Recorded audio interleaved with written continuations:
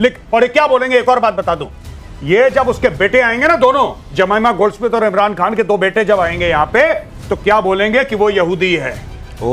ये मैं अभी स्क्रिप्ट बताता हूं आईएसआई की, आईएसपीआर की, ये बोलेंगे वो यहूदी है। ये दोनों बेटे कौन हैं? तो ये तो यहूदी की मां से जन्म लिया। मेजर गौरव जी, ये रेहम का इस्तेमाल किया जाएगा अब इमरान के खिलाफ। आपने तो पूरा फैमिली गेट टुगेदर जी जी, ये अब आपने फैमिली की बात की जी, तो क्या रेहम को पिच किया जा रहा है इमरान के अगेंस्ट? जी, रेहम ऑलरेडी इमरान के अगेंस्ट है। हाँ। पर रेहम को आप फॉर्मली पिच, रेहम की किताब आप पढ़िए, हाँ। क्लियर आपको पता लग जाता है इमरान खान के ऊपर पूरा जहर उसने उगला है। हाँ।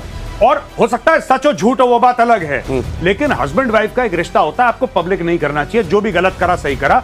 आज की तारीख में रेहम खान जो है, रेहम खान इमरान खान का, रेहम खान को जानता कौन है? ये तो जर्नलिस्ट है, ये तो जर्नलिस्ट थी।